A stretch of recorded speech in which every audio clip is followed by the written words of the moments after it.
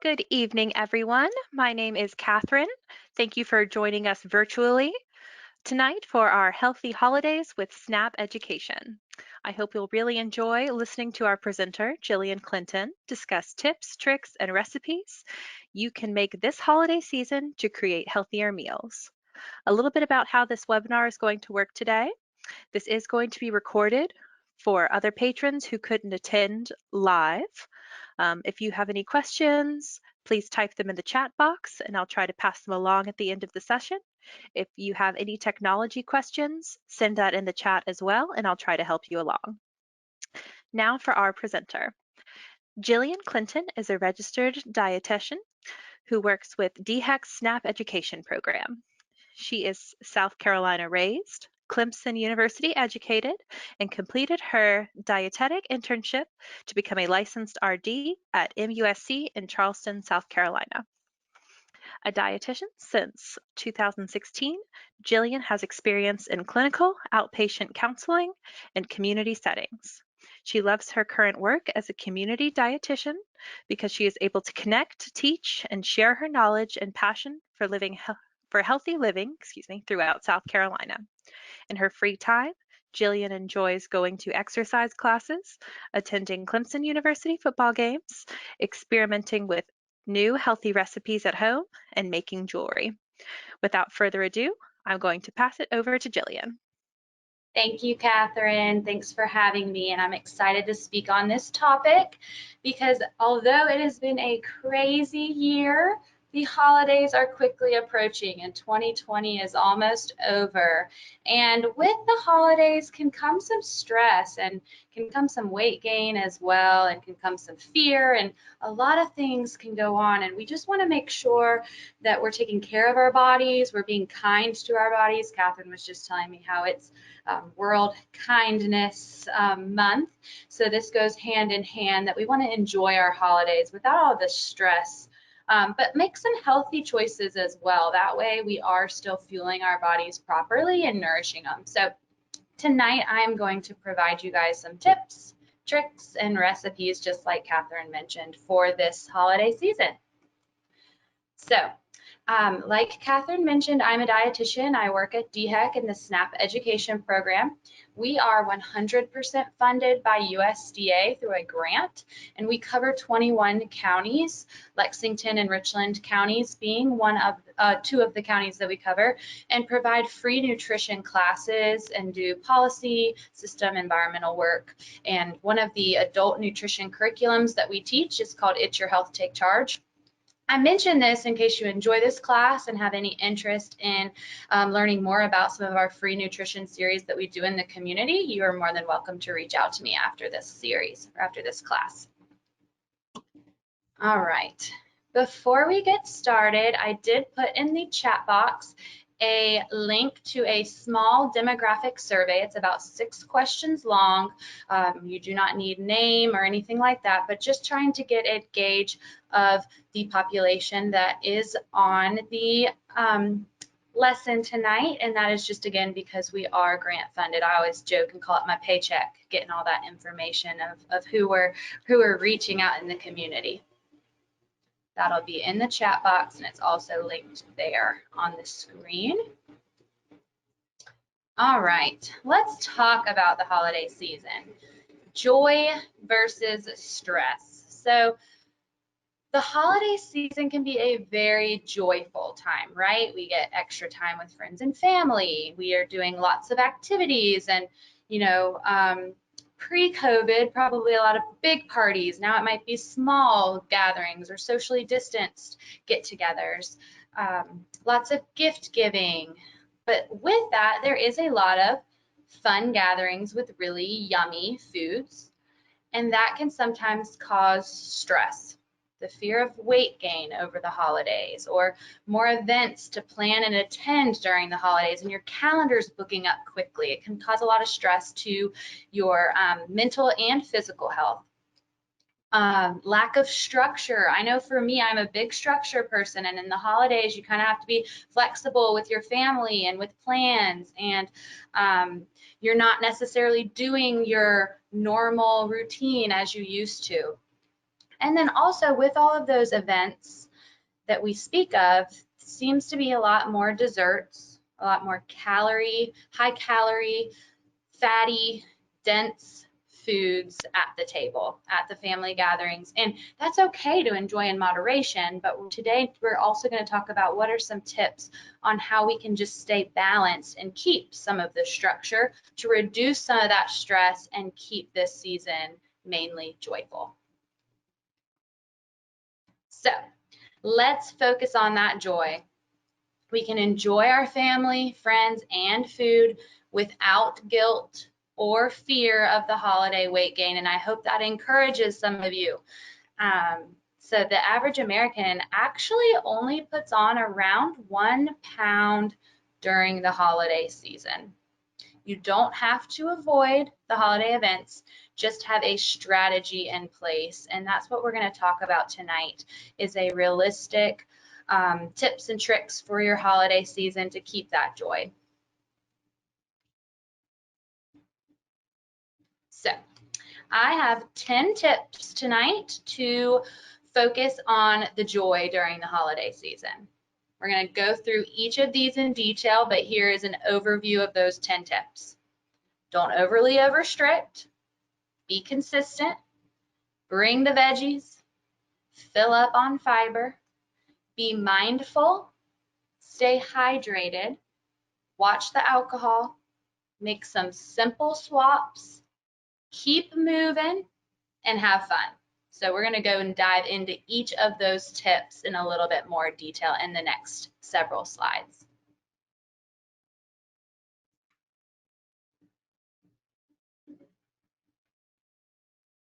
Catherine, has it moved on your side? It's still showing 10 tips, but I see don't overly restrict on my screen.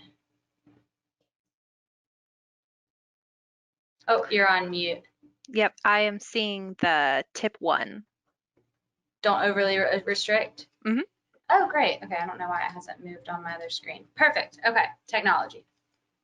So, don't overly restrict. So we want to aim not to skip meals or cut calories during the day in preparation for a gathering. And this is a big one. I hear this before Halloween, before your Thanksgiving dinner, before your Christmas dinner. I always hear, oh my gosh, I'm gonna just skip.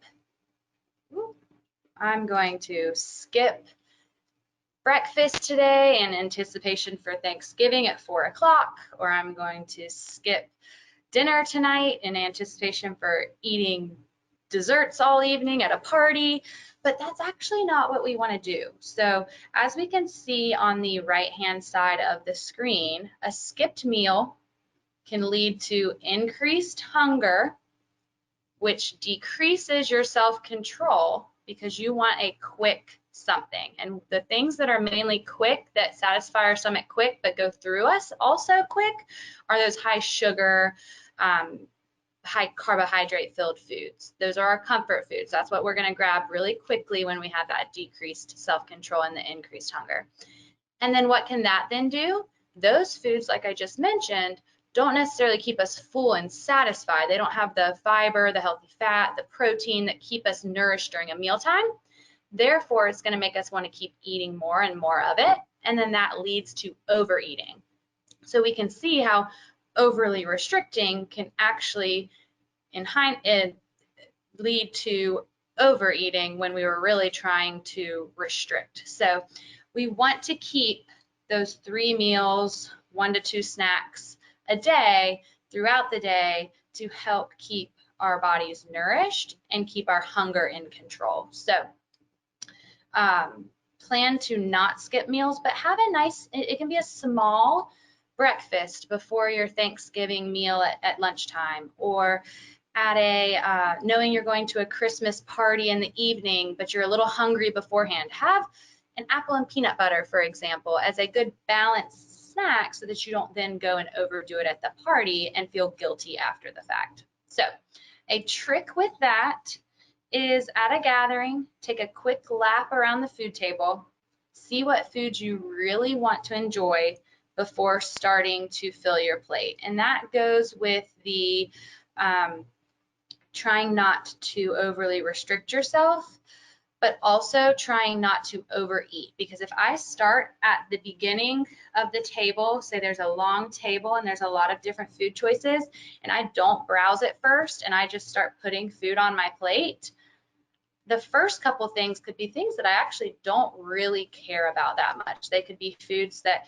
don't really do it for me, but then at the end of the table are all my favorites. But I already started filling up my plate with those ones that weren't so much my favorite. Now I'm going to overfill my plate instead of what I could have done was survey the scene, see, oh, you know what, I'm actually gonna skip these things here. I'm gonna keep walking down the line. Now I'm gonna pick up those favorite foods or those ones that I truly want. So that is a great little trick for you guys to take this holiday season with any gatherings that you might have.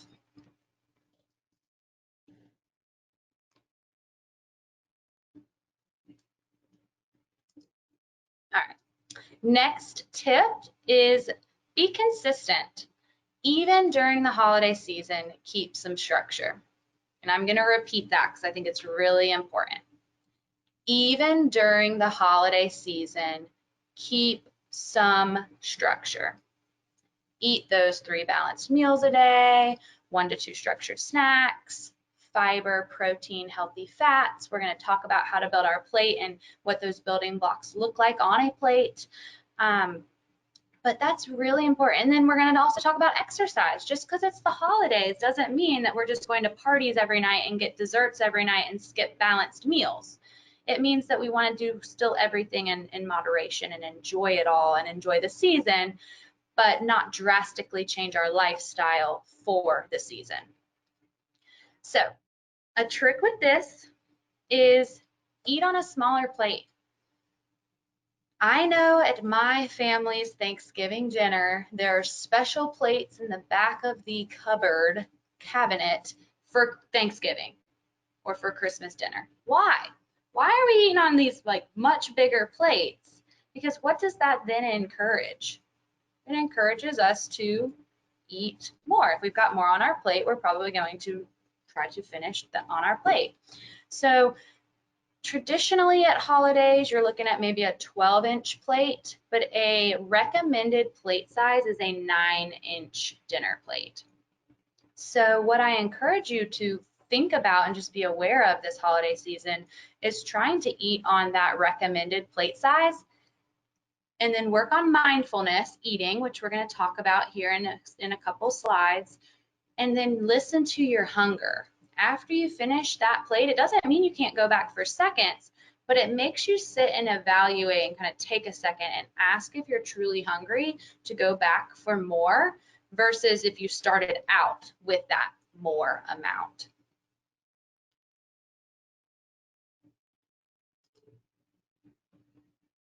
All right, so here is that example of the smaller plate, that 9-inch plate size versus, it's kind of hard to see with the white on white, but it's one of those big rectangle plates that have the multiple dividers to just keep adding and adding. Reminds me of like a church gathering that I've been to here or there. All right, so next on the be consistent, we're going to talk more about, well, what is that healthy eating pattern? I mentioned fiber, I mentioned protein, I mentioned healthy fat, but how does that work on a plate? So that's where I present to you guys the MyPlate. And I don't know if anyone's ever seen the MyPlate before, but this is a wonderful visual to use all year long, most of the time, on all of your meals. It's a great eating pattern to visually show you. It replaced the food pyramid from years ago that was really hard to interpret. We don't eat off of a pyramid, we eat off of a plate. So the MyPlate here shows that half of your plate should be full of fruits and vegetables. If we're thinking about a Thanksgiving dinner, this might be where we struggle a little bit, is getting in the fruits and vegetables. Or over the holiday season in general, at parties, are we having those vegetables? That's why one of the tips is bring your veggies, and we're going to talk about that here in a minute. But your fruits and vegetables are full of vitamins, they're full of minerals, they're full of fiber. Fiber helps keep us full longer. So we want that fiber so that we truly are feeling satisfied and nourished during a mealtime, and we're not hungry soon after we eat. So many benefits to fruits and vegetables. And eating during the holidays doesn't have to be hard. You can buy fresh, frozen, or canned fruits and vegetables. Fresh is best when it's in season. It's also the least expensive when it's in season. But if it's not in season, go and look in the frozen section. I love utilizing those frozen steam fresh vegetable bags. Try to find the ones that aren't already seasoned, but the ones that are just the vegetable, and then you can season those yourself. That way you can monitor the amount of salt that you might be putting on them or the amount of fat that you might be seasoning them with. If you're buying canned, that's an also very inexpensive and healthy option. Just rinse those vegetables, or if it's a fruit and it's sitting in a syrup, rinse that off. Try to find it sitting in its own juice.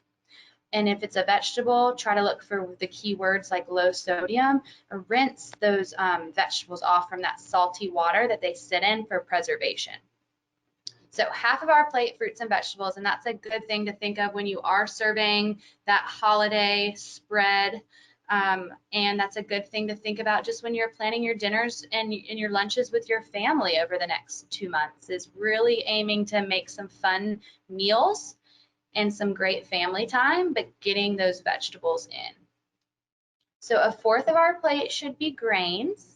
We're going to talk about trying to choose more whole grains because, like I mentioned earlier, fiber is so important, and whole grains are another source of fiber for us, which helps keep us full and also helps with our regulation. So the other part of the plate is a fourth of the plate being protein. Protein helps build and repair our muscles, and protein helps keep us full as well. It takes a little bit longer to break down and digest than your carbohydrates do. So protein being your meats, your cheeses, which also fall into the dairy. Your beans are a plant-based protein. Your fish, your eggs, those are all nuts, another plant-based protein. Those are all examples of protein. And with those, trying to choose leaner options, not frying all of our protein sources, utilizing an air fryer this season, or a crock pot or an Instapot as an easy way to choose leaner protein options. And then also just trying to pick leaner cuts of protein, or leaner meats. So leaner meaning less fat. Saturated fat is the fat that is in your animal proteins, and it is linked, more saturated fat in your diet is linked with heart disease and inflammation. And so if we can work on decreasing that by choosing more lean protein options, such as your fish, your seafood, your turkey and chicken over your ground beef, then you're making some of those leaner choices. And if it's also less fat, it's less calories. So you're not getting such a calorie dense meal. And then dairy is the other part of our MyPlate. Kind of looks like you're supposed to have a cup of milk over on the side, and that's not necessarily what it's telling you. It's just saying that dairy is a great additional food group to incorporate. We want about 2 cups of dairy a day, 2 to 3 cups, and that can be your milk, your yogurt, or your cheese. Serving sizes vary. About 6 ounces yogurt, 8 ounces of milk, 1 ounce of cheese is a serving. They're full of vitamin D and calcium. Most of your dairy sources are fortified with vitamin D. And then your calcium is really good for your bone health. So that is why, and they help each other absorb. So that's a good reason why we want some dairy, is due to that calcium that our bones need for good bone health. If we can visually work on especially at lunches and dinners. I don't expect a plate of broccoli on your plate at 8 in the morning for breakfast. But if we can work on lunches and dinners, really aiming for vegetables, half of our plate, those fruits and vegetables that we love and enjoy, then we can really have a joyful eating pattern over the holidays without that fear of weight gain. Here is just a visual of how we can make those little changes.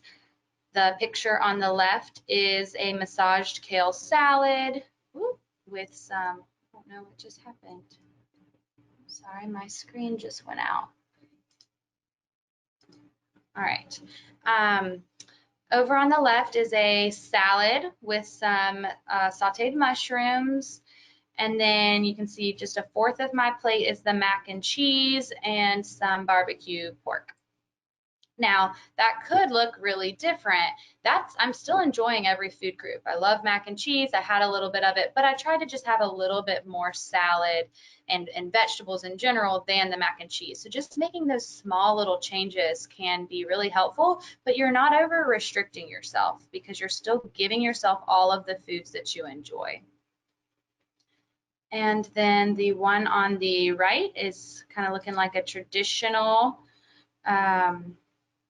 Thanksgiving dinner, and just kind of making sure you're having some vegetables. And the next one's going to be the bring your veggies tip, but I think it's important here to see that not everything on that dish, on that plate, excuse me, is a casserole. Casseroles can be calorie dense, and I think just having a plain roasted green bean or a sauteed vegetable on the side that's not soaked in butter or cheese or drizzled with breadcrumbs is a great addition to have on your holiday table.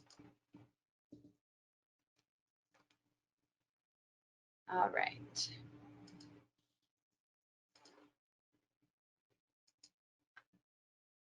The next tip is tip number 3, which is bring the veggies. So we just talked about the MyPlate and how we want to aim for half of our plate at lunches and dinners to be fruits and vegetables. And this is normally where we could fall short at these holiday gatherings where there's a lot of calorie-dense foods. The casseroles, the fried vegetables, and we can often fall short on our vegetable intake. So it's being aware, and maybe you're the person that decides to plan a vegetable side dish that you're going to bring to a party, or you're going to be the person that wants to make the green bean casserole so that you can lighten it a little bit, or you want to bring a salad alongside what other dish. That way you know that there's going to be a vegetable at the party for you to enjoy. So bring a salad, bring a vegetable tray, a pan of roasted vegetables, but just knowing and making sure that there is going to be a healthy vegetable option there is a great tip during the holiday season. A good trick, make a low-fat vegetable dip by using non-fat Greek yogurt and a dry ranch seasoning packet. So if you do about 1 to 2 cups of the non-fat Greek yogurt and then about half of the ranch seasoning, stir it and kind of add more per your taste. It's a really great low-fat vegetable dip that's a lot lighter than your traditional vegetable dips or even a ranch dressing. So that's a fun little hack to bring to a holiday party. All right, let's talk about fiber, but specifically now we're going to talk about our whole grains. So I mentioned earlier fibers in your fruits and vegetables. It's also found in your whole grains. Now that does not mean every grain. So to be a whole grain, it has to have all 3 parts of a grain. And I have a stamp here at the bottom of the slide to show you that when you're going through the grocery store and trying to identify if something's a whole grain or not, you can try to look for this whole grain food stamp as a visual to determine whether or not you're getting a whole grain. Your whole grains are going to be things like your whole wheat or whole grain bread, brown rice, oatmeal, corn or popcorn is a whole grain. Your whole wheat crackers, quinoa, barley, those are all great examples of whole grains. And then, of course, with it having that fiber, it helps to promote a little bit more fullness and can therefore reduce your appetite versus the refined grains, which are those white breads, white rice, white crackers, all of the refined, meaning they're breaking apart that grain and you're not getting the entire grain. Oh, thank you, Rose. Rose just wrote, thanks for how to recognize whole grains. So there's actually, I could do a whole class on grains, but there's actually a couple different stamps. And if you see, this one here says 100%. That means that every bit of that grain in that food product is a whole grain. You might also see it might just say whole grain and it doesn't have the 100%. That's still a great choice. It just means that there might also be some refined grain in that product as well. And then there's a stamp that says a 50% or plus one, and that means that at least half of that product, maybe a cracker or a rice blend, as an example, and something in the grocery store, that means that at least half of that product is a whole grain. So look out for those stamps. I'm a visual learner, so it's really helpful for me when I'm looking in the store to just flip over on the back. It's normally near the nutrition facts label to see if it's a whole grain or not. All right.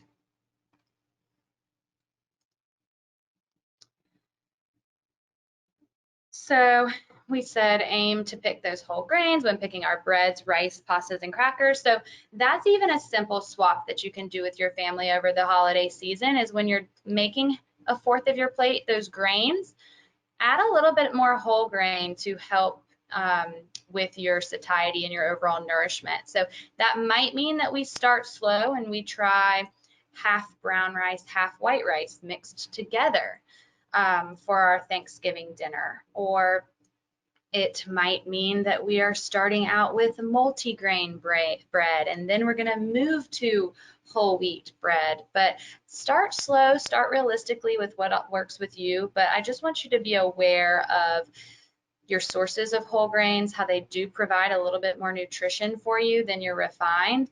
And, you know, even something like a stuffing on Thanksgiving, you could do the stuffing with a whole wheat bread instead of a white bread as just even a healthier little swap to that Thanksgiving meal.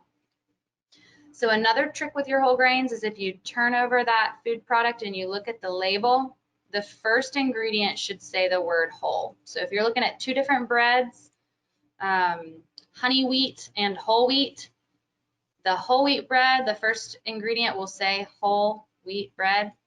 On a honey wheat, it probably says something like enriched wheat bread. So you know that that one is not a whole grain. And then your trick, swap the rice in a casserole with brown rice or choose the whole wheat rolls instead of the white rolls to go along with that holiday meal. All right, tip number 5 is be mindful. This one is very hard, but it's really helpful. And this is just overall being mindful of your hunger cues, being mindful of your surroundings, and enjoying the moments, but not just eating to eat. So some helpful tips with allowing yourself to be mindful is try not to stand right next to the food at a gathering. So I know for myself, for example, if I am standing talking to a family member and the dessert table is right behind that family member, how much pressure is that going to be for me if I keep staring at the brownies right behind my family member that I'm talking to? I'm going to keep looking at those brownies and mentally telling myself how I think I should go and grab one, versus if I even just change the direction that we're speaking, out of sight, out of mind. It wasn't even that I was hungry, it was just that I was staring at that table of desserts. So trying to set yourself up for success by doing things like that. Survey the food. We talked about that a little bit earlier. Survey the food at that gathering before filling up your plate. That way you can pick and choose what you truly care about and what you truly enjoy.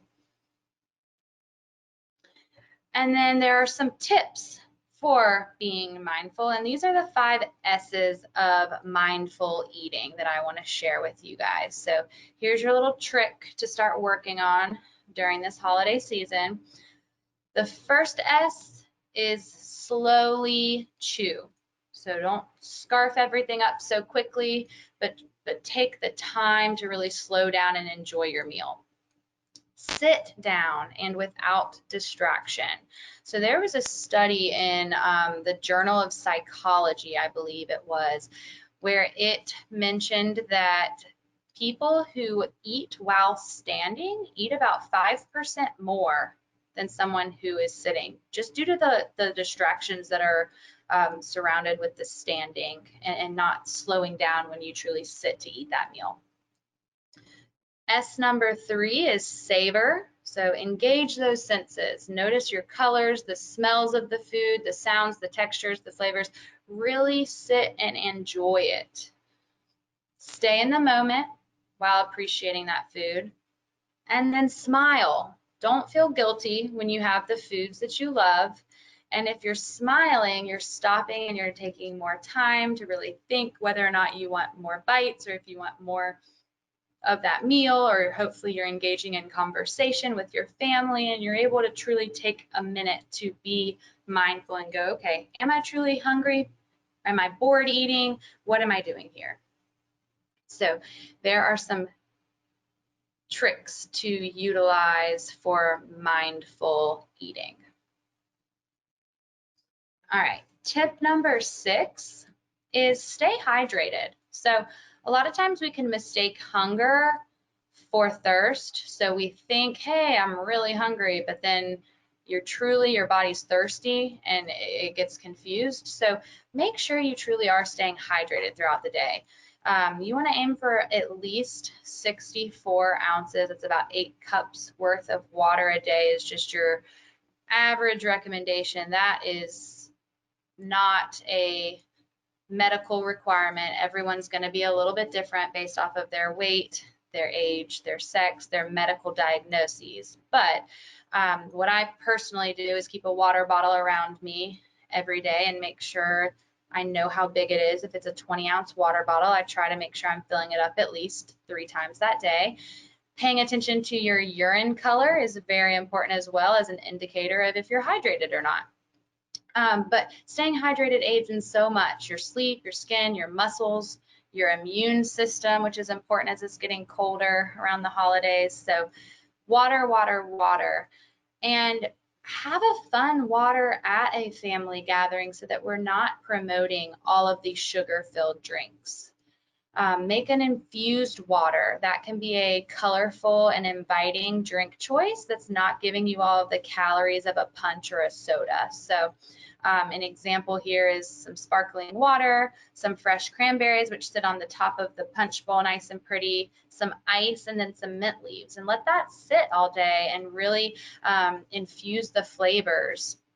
You could do cherries instead, or some other type of berry to just add a little bit of natural sweetness to that water and make it party festive without adding all of that added sugar that's really not good for us. It's just adding extra calories, not truly hydrating us. So really important. And that too, you know, sometimes I'm even guilty of going to a party and just eating and not even having a glass of water near me. So make sure that you are remembering to drink with your meal times. All right, tip number 7, watch the alcohol. So alcohol can lessen your inhibitions, can also encourage or induce overeating. Biggest thing with your alcohol too is just be aware of the calories. They can really add up, especially if you're going to more gatherings or if you're with family more often and you're drinking alcohol more often during the next 2 months. and you're fearful of weight gain, it is more calories that you are consuming just through drinking. So it's not keeping you full. It's not a meal, but you're still giving yourself extra calories. So it's just something to be aware of. Knowing the correct serving sizes is also important. 5 ounces is a serving of wine. 12 ounces is a serving of beer.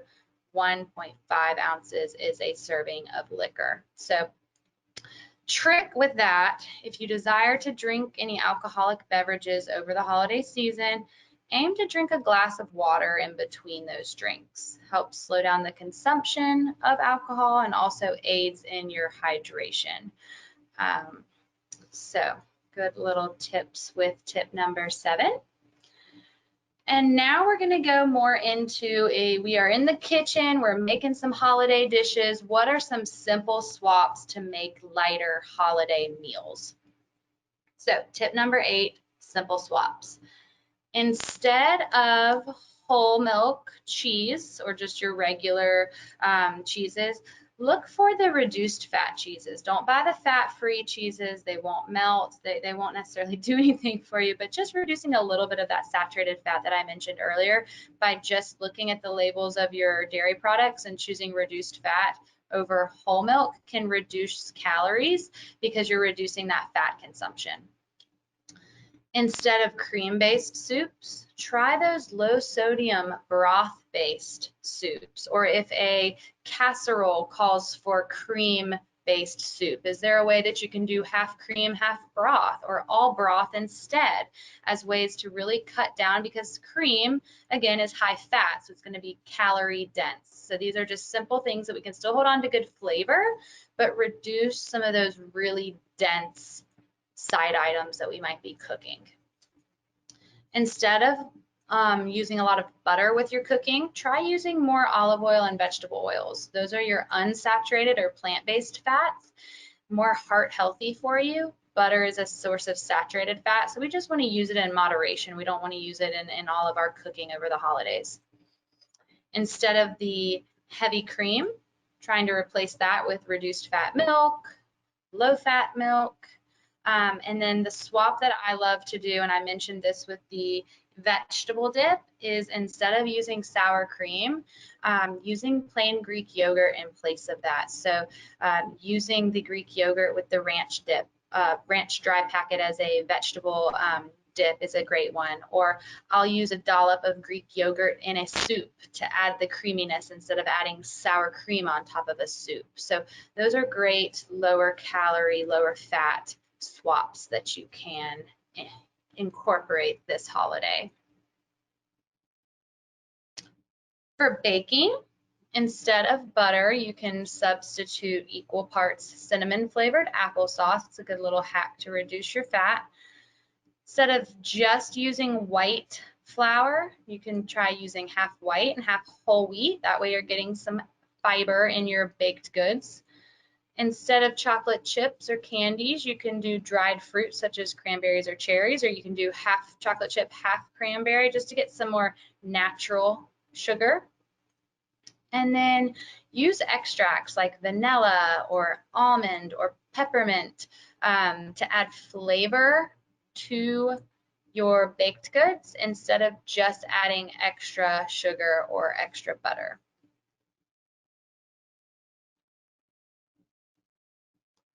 And then here's just another good visual of some swaps. The sweet potato casserole.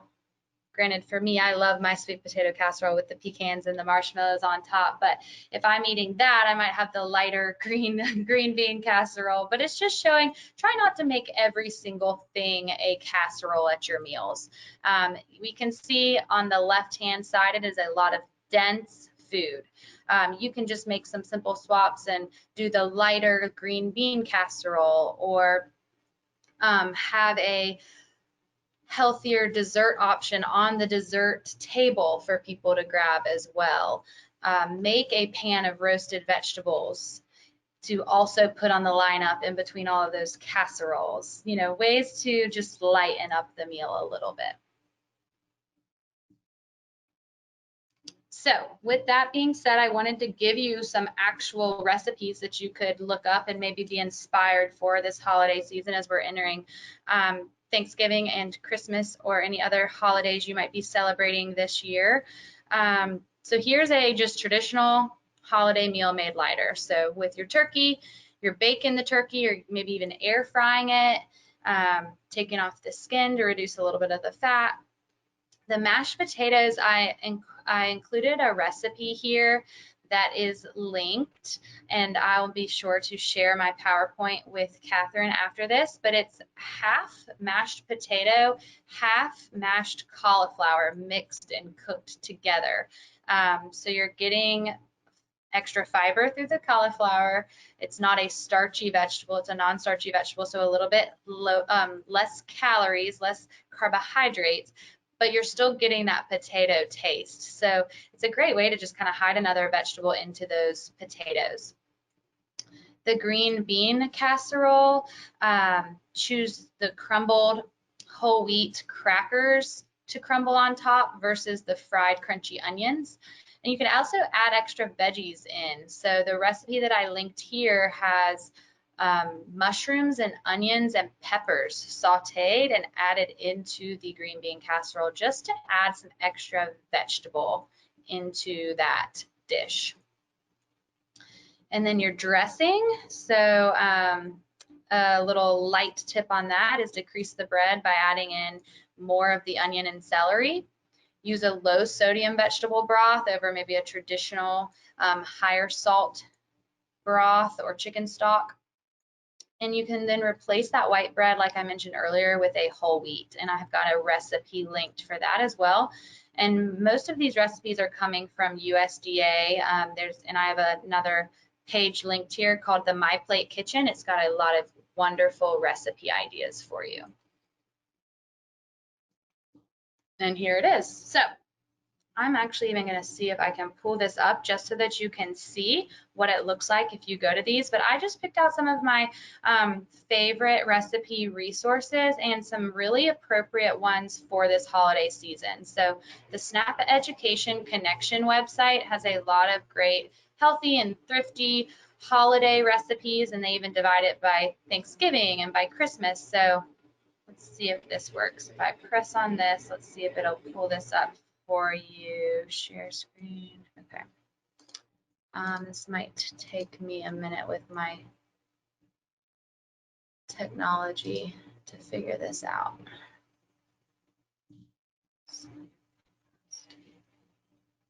Oh, I don't know if this will let me see it.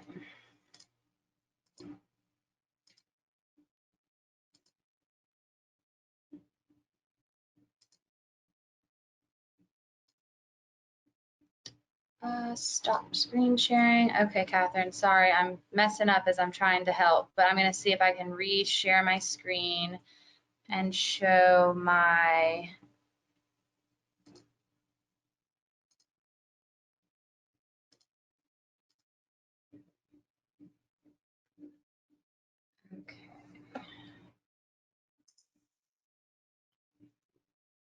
maybe let's try that one more time. Okay, you can see this now. Good. Yes. Second time's the charm. Thank you. So here is where this would take you to the SNAP-Ed connection, and it has great holiday themed menus based off of your holidays. So here's some great examples for Thanksgiving that you can use to get some lighter ideas.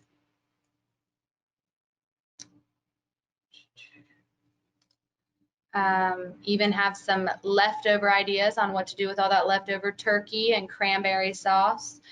And then some healthy Christmas recipes. Same thing, just some good ideas to utilize. And then this is what I was talking about earlier when I linked a couple recipes. The MyPlate Kitchen is a great reference for recipes. You can even build your own cookbook. But if I press here on recipes, I can search any course, and they are even designed by budget pricing. You can see the little dollar sign, and They're all very easy, realistic recipes. So I encourage you all to take a look at the MyPlate kitchen while you are prepping and grocery listing and kind of planning out your holiday meals. If I have any vegetarians or even anyone that wants to eat some plant-based or non-meat meals, pulses.org is a great vegetarian recipe resource. I am not a vegetarian myself, but I like incorporating a lot of meatless meals throughout my week just to get more plants. And so this is a great resource for that as well. And then the last one is from another SNAP-Education program, Iowa State. And this has some great side dishes that are lighter and budget friendly, as well as some dessert ideas. So just some resource ideas to give you guys for inspiration this holiday season. So trick for this tip, plan out your menu ahead of time and look and see what's in your pantry and refrigerator first. Scan your pantry. Maybe you already have brown rice and you can build your casserole off of that.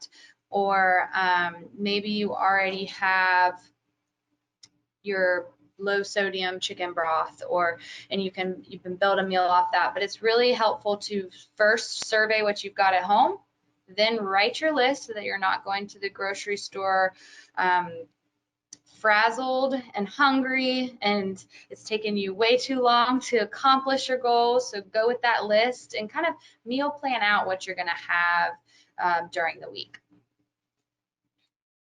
All right. Tip number 9 is to just keep moving. So we mentioned at the very beginning of this presentation to keep your structure. Just because it's the holiday season doesn't mean that we should stop moving our bodies. So continue to plan for that daily exercise. Exercise relieves stress. It helps prevent the weight gain, get you some fresh air if you're going outside. And we want to aim for about 150 minutes of exercise a week, which is about 30 minutes, 5 days a week. You can always aim for more than that. But try to make exercise be a part of your gathering.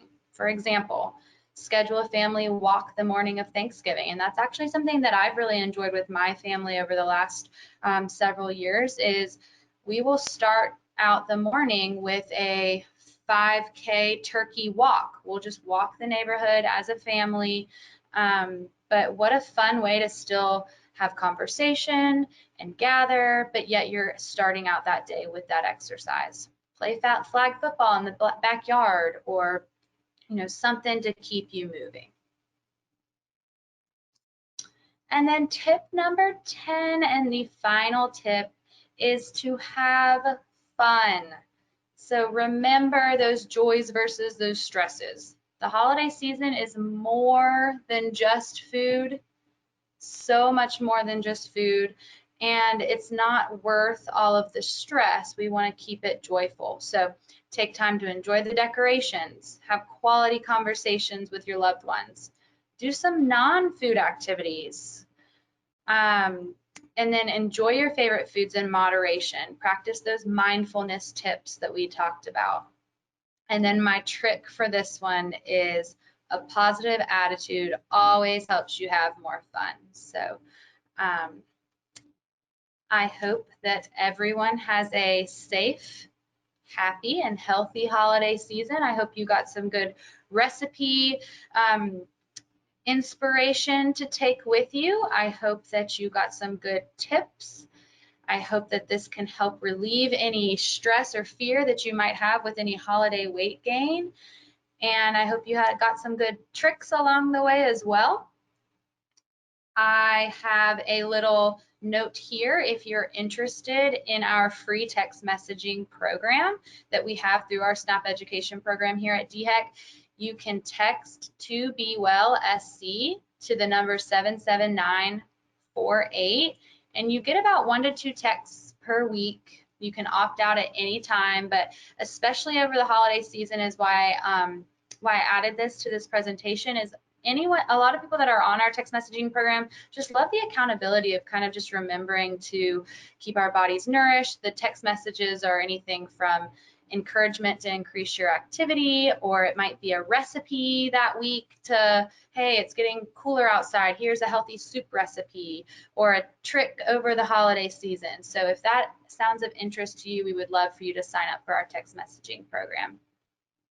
And then if there is anything that I can do for you, nutrition questions, concerns, you're interested in a free nutrition series with your church or with your community center, we cover 21 counties. Like I said, we're doing a lot of virtual nutrition series at this time, and I would love to help any and all of you. So thank you so much.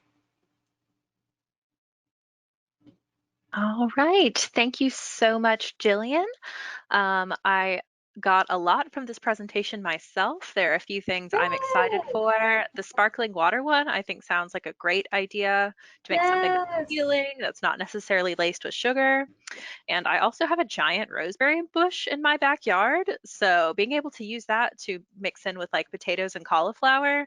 I've had Mhm. mashed cauliflower before and like it's fine, but it's not potatoes. So And putting that's those two why I encourage together. mixing them, because I'm the same way. I mean, dietitians don't sit and just eat salads all day long. I like my potatoes too. And so for me and for my family, I could not just give them mashed cauliflower. But last Thanksgiving, I actually put a little bit, I probably did more, closer to a third of the cauliflower, 2/3 the potato, but it was really good. And no one complained. And I didn't even tell anyone that the cauliflower was in there. That's the best when you can sneak it in. Okay. All right. Well, thank you so much for doing this for us tonight. If anyone has any questions after the fact, feel free to send an email to me, to the Lexington County Library, or to reach out to Jillian with her information here. Um, and thank you all again for joining us. We'll see you next time. All right. Bye, everyone.